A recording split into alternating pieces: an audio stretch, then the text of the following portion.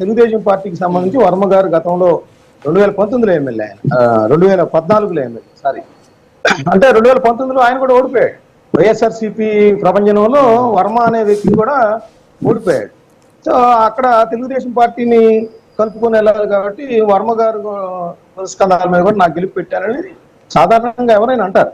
లోకేష్ గారు ఉన్నారు, ఆయన కూడా ఓడిపోయారు కదా మంగళగిరిలో.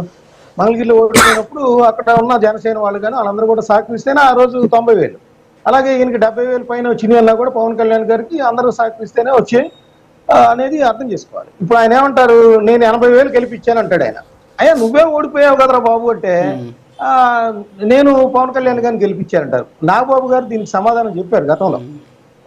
పవన్ కళ్యాణ్ గారిని ఎవరో గెలిపించారనుకోవటం వాళ్ళ కర్మ, ప్రజలు మద్దతుతో కూటమి ధర్మంలో ఆయన భాగంగా అందరూ గెలిచారనేది ఆయన చెప్పిన పరిస్థితి.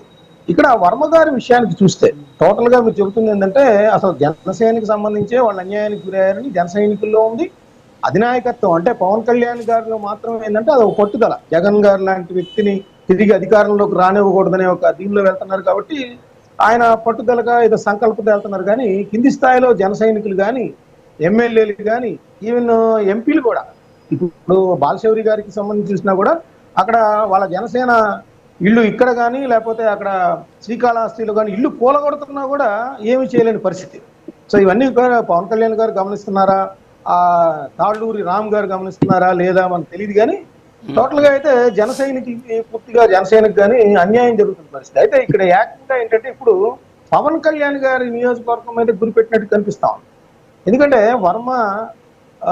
వర్మ గారు ఏం చేశారు, పిఠాపురంలో పవన్ కళ్యాణ్ గారు గెలవంగానే 6 నెలలు అవగానే ఆయన ఎమ్మెల్యే కాదు, ఇంకోటి కాదు, ఒక తెలుగుదేశం పార్టీకి నాయకుడు. పొత్తు ధర్మంలో భాగంగా జనసేన పార్టీకి సంబంధించిన అధినేత అక్కడ ఉంటున్నాడు. ఆయన బయలుదేరాడు. అక్కడ పారిశుద్ధ్యం క్షీణించింది, అక్కడ చాలా మంది ప్రజలకు సమస్యలు ఉన్నాయని పర్యటన చేశాడు.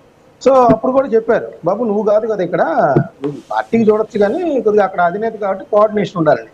సో ఆ తర్వాత కాలంలో తీస్తే ఒక ట్వీట్ చేశారు, ఏంది నిజమైన గెలుపు కాదు అంటే కష్టపడి గెలిచే గెలుపు అని ట్వీట్ చేసి ఆ తర్వాత అదేదో సోషల్ ప్లానెట్ ఎవరో వాళ్ళ మీద నెట్టేశారు.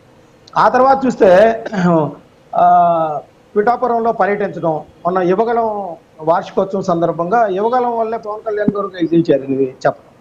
అదేవిధంగా ఇటీవల చూస్తే తెలుగుదేశం పార్టీ ఆవిర్భావ దినోత్సవం, వాళ్ళ మిసెస్ వాళ్ళ అబ్బాయి అందరూ కలిసి వెళ్ళి తెలుగుదేశం పార్టీకి సంబంధించి అంటే అక్కడేంటి జనసేన